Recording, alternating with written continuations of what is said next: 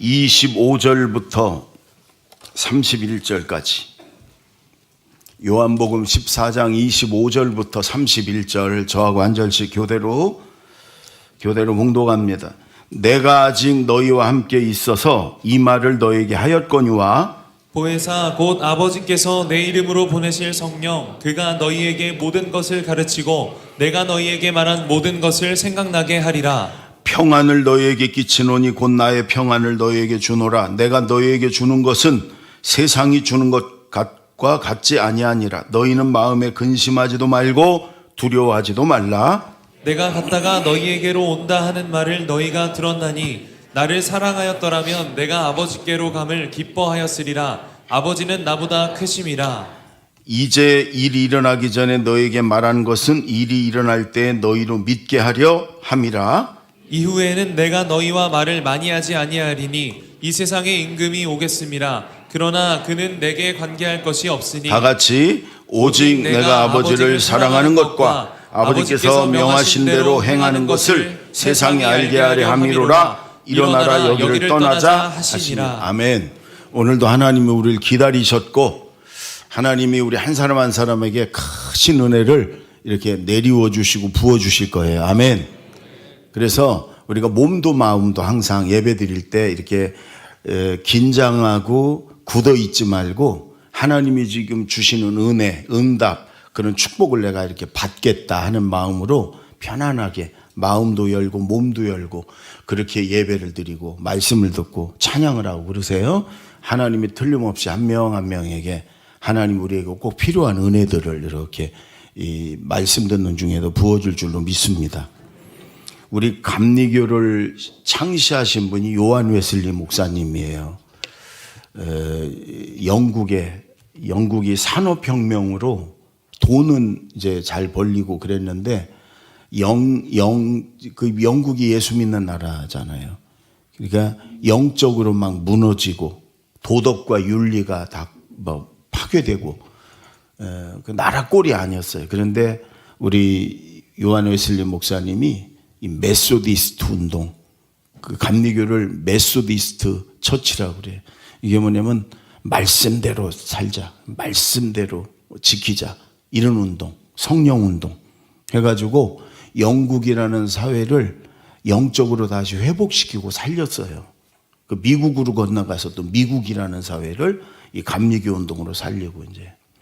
근데 이 웨슬리 목사님이 지금부터 280년 전에 목사 안수를 받고 미국의 인디언 선교사로 이제 결심을 하고 배를 타고 이제 미국으로 이제 가게 돼요.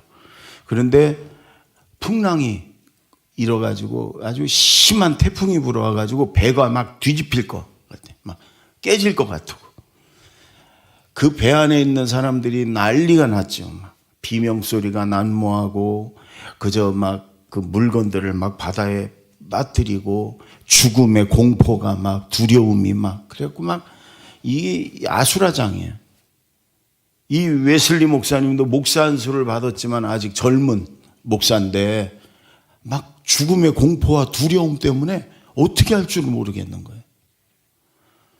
그런데 그 배 안에 한 무리가 이렇게 동그랗게 앉아가지고 다들 비명을 지르고 죽음의 공포 속에 난리가 났는데도 하나님 앞에 찬양하며 기도하는 거예요. 그들의 표정을 보니까 두려움이 전혀 없어요. 얼굴에 평안함이 가득합니다. 웨슬리 목사님이 충격을 받았어요. 어떻게 저럴 수가 있는가? 지금 배가 막 뒤집히고 깨질 것 같은데 이 죽음의 공포 앞에서 어떻게 저럴 수가 있는가? 나중에 그들을 보니까 그들이 누구냐면 이 모라비안 교도들이에요. 그들은 성령 운동을 강력하게 하는 그런 교파, 모라비안 교도들. 그래 충격을 받고 영국으로 돌아옵니다. 올더스케이시라는 거리에서 조그만 교회에 들어갔다가 마음에 뜨거워지고 로마서 서문을 누가 읽는데 그때 마음이 뜨거워지면 성령을 체험을 해요. 그때까지 그런 걸 몰랐어요. 그 이후에 자기 동생 찰스 웨슬리 또 동역하는 사람들과 매일 모여가지고 기도하게 돼요. 몇 달을 기도하게 돼요. 어느 날 똑같이 모여서 같이 기도를 하는데요. 사도행전 2장에 나타난 그 성령의 불이 임하는 거예요. 그러면서 기도하는 사람들이 다 엎드러지고 성령이 불이 막 임하니까 기도했던 사람들이 다 엎드러져 버리고 막 성령의 능력이, 성령의 은사가 방언이 터지고 막. 그때 웨슬리 목사의 일기장에 그걸 자세히 기록했는데 그때 그 막 하늘의 그 평안과 기쁨이 임하는 거예요. 그 모라비안 교도들이 그 배가 깨지는 죽음 앞에서도 그들이 편안히 하나님을 찬양하고 기도했던 것처럼 금방 천국으로 이사가는 사람 마냥 그런 평안이 막 임하는 거예요. 바울 사도가 감옥에 있으면서도 내 기쁨이 충만하다고 했던 그 하늘의 평안이, 상황을 뛰어넘는 그 평안이, 예수님 안에 있었던 그 평안이 그 성령의 충만한 가운데 그 평안이 임하는 거예요. 여러분, 오늘 이 요한복음 지금 다락방 강화라고 그랬잖아요. 예수님이 제자들을 이제 놓고 십자가에 죽으시고 떠나는 거예요. 여러분, 그런데 지금 예수님의 제자들이 처한 그 상황은 아주 말도 못하지요. 예수님을 붙잡아서 십자가에 죽이니 예수님의 제자들은 어떻겠어요? 로마 군병들과 대제사장 서기관들이 아주 혈안이 돼서 예수님 제자들을 잡으려고, 잡으면 감옥에 둬가지고 매질도 하고 고문도 당하고 죽이기도 하고, 그런 일은 아주 핍박 속에 이 대적들 가운데 놓고 예수님이 가시는 거예요. 근데 예수님이 그래서 몇 가지를 이렇게 약속을 하시는데 오늘도 그예요. 성령의 충만함을 받고 이 성령 얘기를 예수님이 자꾸 하세요. 그리고 내 평안을 너에게 준다. 하늘의 평안으로 살아라. 예수님 말씀은 제자들이 아무리 대적들이, 핍박하는 자들이, 잡아 죽이려는 자들이 많아도, 세상이 아무리 위험하고 험악해도 너희가 성령 충만하고 너희가 하늘의 평안을 가지면 날마다 기쁨으로 너희가 승리할 수 있다. 그 얘기예요. 오늘도 마찬가지예요, 여러분. 세상은 갈수록 위험해지고, 세상은 갈수록 뭐 코로나보다 더 센 것들이 온다 그러고, 여러분 세상은 그래요. 이제 마지막 때라 여러분 세상은 여러분 편안하지 않아요. 그러나 우리가 성령 충만하면 하늘의 평안으로 하나님 우리를 채워주실 것이고, 아멘. 이 상황을 뛰어넘는 그런 하늘의 평안으로 우리가 살아갈 수 있다. 주님 그렇게 말씀하시는 거예요. 아멘. 오늘 말씀을 통해 이 성령의 충만함과 하늘의 평안이 여러분, 저와 여러분에게 넘치기 바랍니다. 아멘. 자, 먼저 26절, 27절 두 절을 우리 다 같이 한번 읽습니다. 천천히 또박또박 시작. 보혜사 곧 아버지께서 내 이름으로 보내실 성령, 그가 너희에게 모든 것을 가르치고 내가 너희에게 말한 모든 것을 생각나게 하리라. 평안을 너희에게 끼치노니 곧 나의 평안을 너희에게 주노라. 내가 너희에게 주는 것은 세상이 주는 것과 같지 아니하니라. 너희는 마음에 근심하지도 말고 두려워하지도 말라. 여러분, 예수님이 먼저 성령을 얘기하는데 꼭 보혜사라고 그러잖아요. 보혜사. 보혜사라는 말은 정확한 그 원어의 뜻은 옆에 서서 돕는 자, 그런 뜻이에요. 옆에 서서. 예수님이 언제나 제자들 옆에 서서 제자들 도왔잖아요. 그 예수님은 가셨어. 예수님의 영, 성령이 새로 오셨어요. 성령은 능력도 있고 은사도 주시지만 성령은 어떤 그런 능력과 기운이 아니고 하나님의 하나님, 삼위일체 하나님, 하나님의 영, 예수님의 영, 하나님 예수님과 똑같은 살아계신 인격체 하나님이에요. 그 하나님이, 기독교의 신비는 그 하나님의 영인 성령이 우리 안에 들어오신다는 거예요. 우리와 함께 한다는 거예요. 예수님이 그랬던 것처럼. 그래서 성령은 우리 옆에 서서 우리를 돕는 자예요. 우리 안에 계셔서 우리를 돕는 자라는 거예요. 천국 가는 그날까지 우리가 신앙생활 잘하도록 하나님은 우리를 도와주시고 지켜주는 줄로 믿습니다. 성령 하나님이. 아멘. 그래서 보혜사다. 예수님은 우리에게 보혜사다. 근데 예수님이 오늘 성령이 하시는 일 중에 중요한 일이 뭐냐? 내가 너희에게 말한 거 너희 다 잊어버렸지? 내가 너희를 가르친 거 너희 다 지금 잊어버렸지? 그러나 내 대신 보혜사 성령님이 오시면 내가 너희에게 말한 거 너희에게 가르친 걸 다 생각나게 할 거다. 깨닫게 할 거다. 너희가 이 세상을 말씀으로 승리하도록 성령께서 너에게 가르쳐 주시고 깨닫게 하시고 이해되게 하시고 그렇게 할 거다. 여러분, 그 예수님의 말씀이 성경에 다 있잖아요, 지금. 그래서 이 성경은 성령으로 기록된 책이에요. 우리가 성경을 읽고 지금도 이 설교 말씀을 들을 때 그렇구나 깨닫고 위로가 되고 은혜가 되는 건 성령이 하시는 거예요. 아멘. 말씀을 깨닫게 하시고 은혜되게 하시고 가르쳐 주시고 그게 성령이 하시는 거예요. 저는 기도할 때 이렇게 하나님이 응답을 말씀으로 주시는 때가 많아요. 기도할 때 하나님이 이 말씀을 주셔요. 그러면 그 말씀 붙들고 기도하고 그 말씀대로 행하면 틀림없이 하나님의 역사가 일어나고 은혜가 일어나요. 어떤 성도를 향해서도 간절히 기도할 때 하나님의 말씀으로 이렇게 응답을 주세요. 그럼 제가 그분에게 내가 기도하는 중에 하나님 이 말씀을 주시더라. 그러면요, 저에게 꼭 필요한 말씀은 제가 기도했던 것에 대한 응답입니다. 이런 얘기를 해요. 여러분, 그게 성령이 하시는 거다. 여러분도 마찬가지예요. 성경을 읽을 때 말씀을 들을 때 은혜되게 하고 깨닫게 하시고 또 기도할 때 하나님의 말씀을 성경 말씀을 이렇게 깨닫게 보여주시고 생각나게 하시는 그 성령이 하시는 거라면 보혜사 성령이 우리와 함께 하시고 또 우리에게 이렇게 말씀으로 우리를 인도하는 줄로 믿습니다. 그래서 이것을 여러분 우리가 예수 믿으면 성령이 우리 안에 임하시는 그래서 왔다 갔다 하는 게 아니라 천국 가는 동안 천국 갈 때까지 우리 안에 성령이 계세요. 이걸 성령의 내주하심 이렇게 얘기해. 우리 안에 거하신다. 성령이 예수 믿는 우리 성도들 안에 거하신다. 이걸 성령의 내주하심 이렇게 얘기를 해요. 예. 성령의 내주하심 한번 해보세요. 예. 우리 예수 믿는 모든 사람에게 성령이 그래서 예수님을 믿게 하시고 우리 안에 계시는 거예요. 그런데 또 하나 성령의 역사가 강하게 있었던 사도행전은 성령의 능력, 성령의 세례, 성령의 임하심 이게 또 하나예요. 이거는 하늘에서부터 성령이 불처럼 또 물처럼 바람처럼 성령의 능력이 임하는 거예요.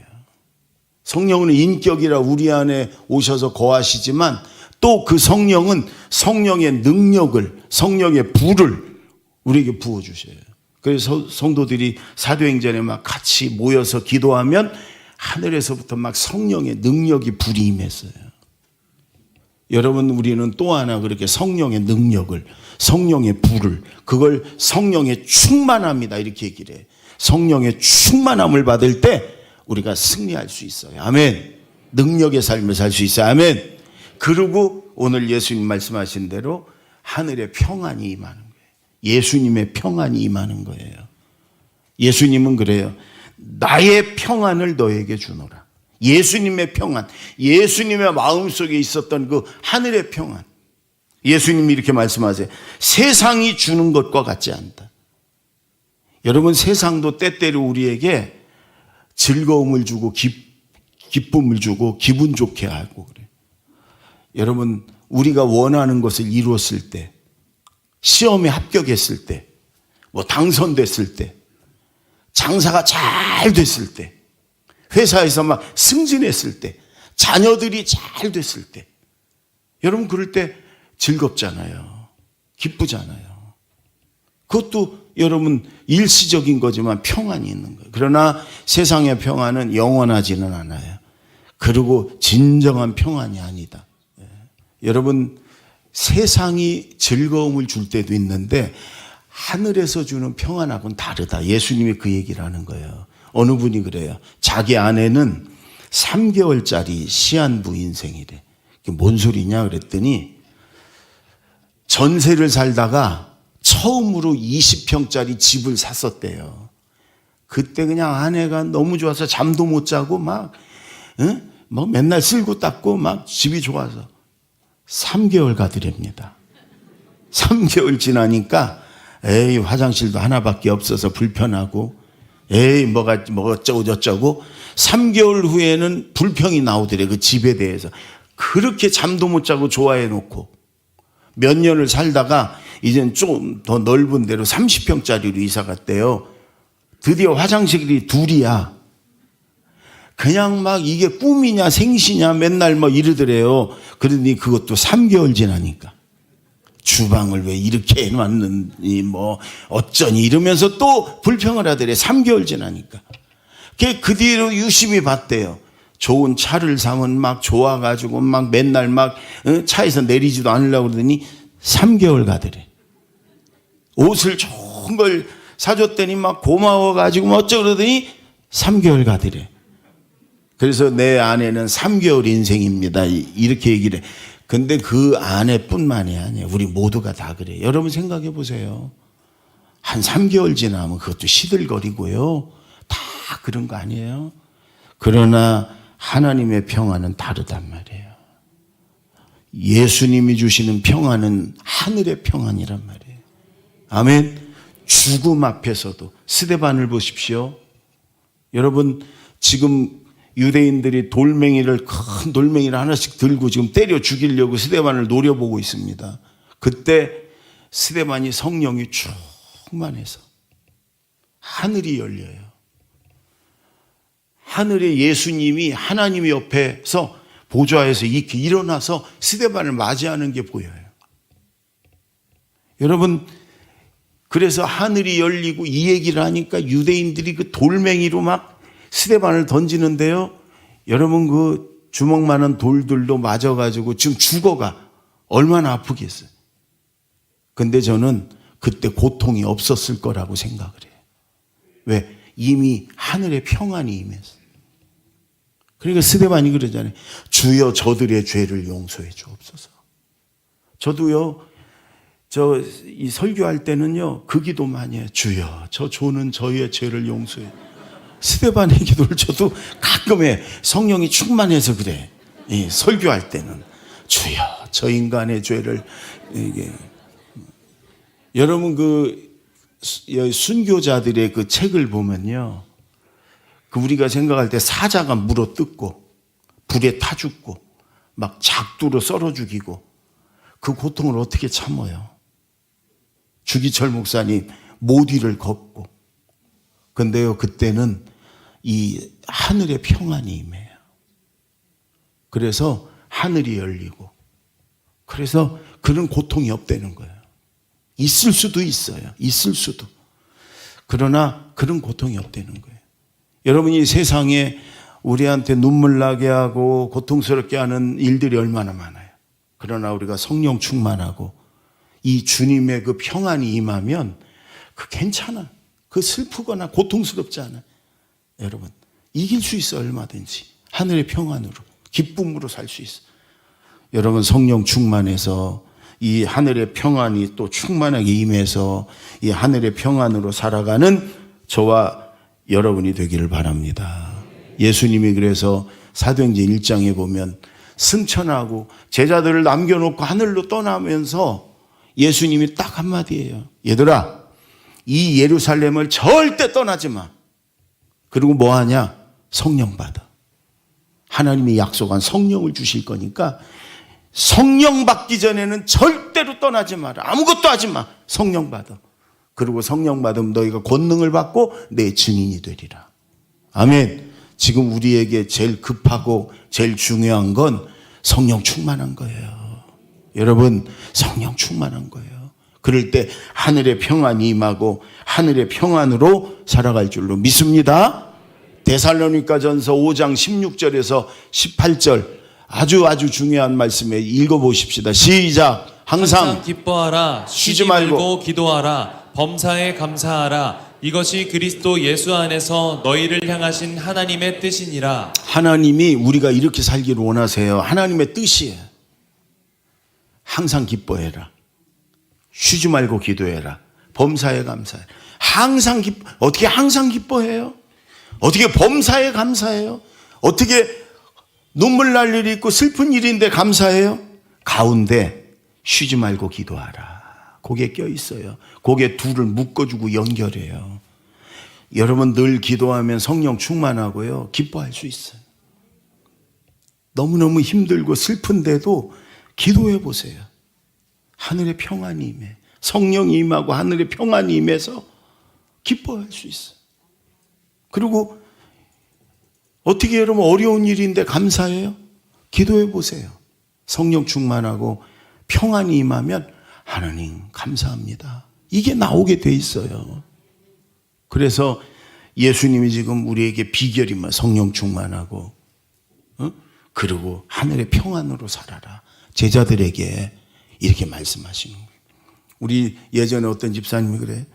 목사님 눈 감으면 감사도 나오고 기쁘고 그런데 눈 뜨면 그냥 또 고민이 생기고 그냥 근심이 생기고 불만이 생기고 그래요. 그러니까 기도하면 되는데 기도 안 하고 눈 뜨면 내가 눈 감고 살아.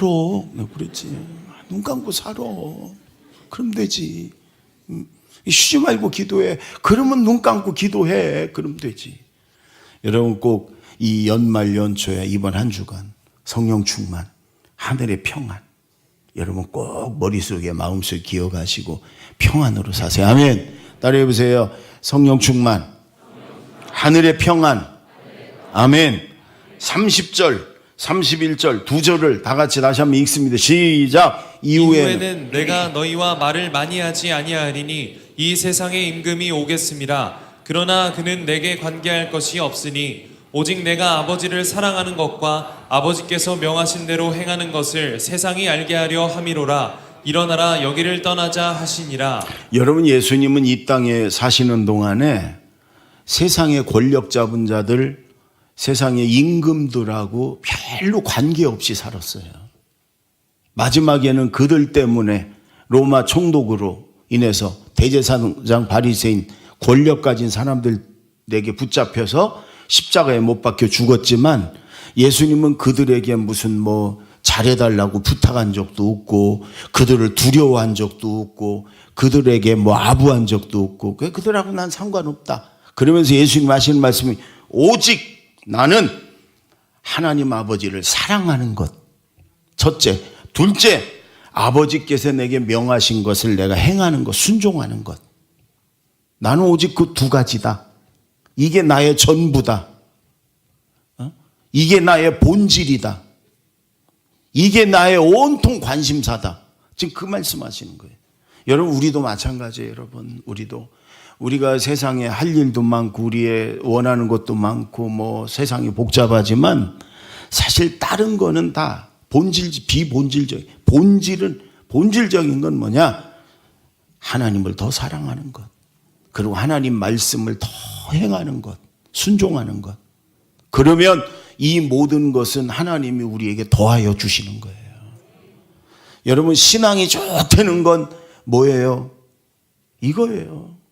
믿음이 좋고 신앙이 좋다는 건 하나님을 사랑하고 하나님 말씀대로 행하고 이게 믿음이 좋고 신앙이 좋은 거예요. 예. 직분이 신앙생활 몇 년 하고 그런 거 아니에요. 목사도 마찬가지 여러분. 교회가 크고 무슨 직책을 큰 걸 얻고 그게 목사가 성공하고 목사가 잘 되고 이런 거 아니에요. 하나님을 더 사랑하고 하나님 말씀대로 더 순종하고 이게 목사도 목회를 잘하는 거예요. 성도들도 다 마찬가지. 여러분 우리 다 마찬가지. 그래서 우리가 여러분 하나님 앞에 하나님을 더 사랑하고 하나님 말씀대로 더 순종하고 그렇게 되게 해달라고 그러고 그렇게 노력하고 그렇게 살아야지 그게 우리의 성공이에요. 아멘. 그러면 이 모든 것을 그의 나라와 그의 의를 구하면 그게 그거예요. 그러면 너희가 무엇을 먹을까 마실까 입을까 이 모든 것을 너에게 더해 주시리라. 아멘. 여러분 또 하나 마음속에 꼭 여러분 기억하세요. 하나님을 더욱더 사랑하고 하나님 말씀대로 더욱더 순종하고, 아멘. 그게 제일 중요한 거다. 그럼 하나님이 나머지는 더해 주신다. 아멘. 여러분 저는 찬송가 413장을 참 좋아해요. 자주 불러요. 혼자 있을 때도 자주 부르고. 그런데 여러분 이 미국의 시카고의 변호사였던 스탠포드 씨가 이걸 작사를 한 거잖아요. 여러분 시카고의 무디 목사님이 큰 집회를 열었을 때 불이 났어요. 시카고를 막 다 불태울 엄청난 불이 났어요. 시카고의 대화제, 유명한 화제예요. 이 스탠포드 변호사가 믿음이 좋은 사람이라 자녀 4명하고 딸들이 4명하고 아내하고 온 가족이 이 집회를 이게 참석하려고 하는데 불이 나버렸어요. 그래서 자녀들하고 아내를 먼저 배에 태워서 이렇게 다른 곳으로 가게 하고 이제 이 스탠포드 변호사 혼자 남았는데, 자녀와 아내를 태운 배가 가다가 대서양 가운데서 뱃길이 부딪혔어요. 거의 다 죽었어요. 거기서 딸 4이 다 죽었어요. 아내는 살고. 그 얘기를 듣자마자 그곳으로 가는 배편이 있어가지고 그 유족들을 태우고 그걸 타고 이 스탠포드 변호사가 갑니다. 그 현장에 딸 4이 빠져 죽은 현장에 도착하니까 막 눈물이 쏟아지고요. 막 가슴이 찢어질 것 같은 고통이, 슬픔이 있는. 그렇잖아요. 저기서 죽으면서 얼마나 힘들었을까. 또 딸들을 다 잃었으니. 여러분 그 극한 슬픔을 가지고 도착하니까 이제 밤이라 밤하늘에 별들이 떠 있는데 이게 별들을, 하늘을 이렇게 바라보는데 그때 하나님의 말씀이 들리는 거예요. 하나님을 사랑하는 자, 곧 그때때려 부르심을 받은 자에게는 모든 것이 합력하여 선을 이루느니라. 로마서 8장 말씀이 들려지면서 그 별 가운데 그 딸들이요 환하게 웃으면서 바라보는 거예요. 이 천국에 있는 모습을 하나님이 이렇게 보여주시는 거예요. 그러면서 하나님의 평안이 그 극한 슬픔, 여러분 자녀가 하나가 아니라 4을 지금 잃었고 그 빠져 죽은 그 현장에서 이게 무슨 뭘로 위로가 되겠어요? 말할 수 없는 극한 슬픔 중에 있는데 그때 하나님의 평안이 감싸는 거예요. 가득 채워지는 거예요. 그때 종이를 꺼내가지고 이 스탠포드 변호사가 이 시를 적습니다. 그게 413장 이 찬양이 된 거예요. 내 평생에 가는 길 순탄하여 늘 잔잔한 강 같든지 큰 풍파로 무섭고 어렵든지 나의 영혼은 늘 평안하다. 내 영혼 평안해. 그러니까 여러분 세상에 자식을 잃은 슬픔, 그것도 생떼 같은 자식들이 그 바다에 빠져 죽어서 하나도 아니라 4이, 그보다 더 큰 슬픔이 어디 있겠어요. 그런데 그런 현장에서도 하나님이 평안을 주시니까 여러분 위로가 되고 마음이 평안하고 거기서 시가 나오는 거란 말이에요. 우리 안에도 마찬가지. 이런 슬픔 속에서도 하나님 위로하시고 평안을 주시고 하나님은 그렇게 살기를 원하시는 거예요. 아멘.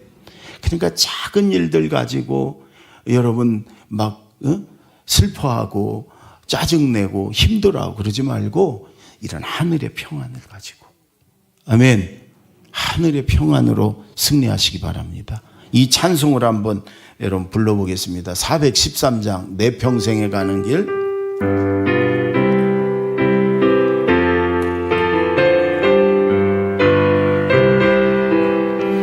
내 평생에 가는 길 순탄하여 늘 잔잔한 강 같든지 큰 풍파로 무섭고 어렵든지 나의 영혼은 늘 편하다.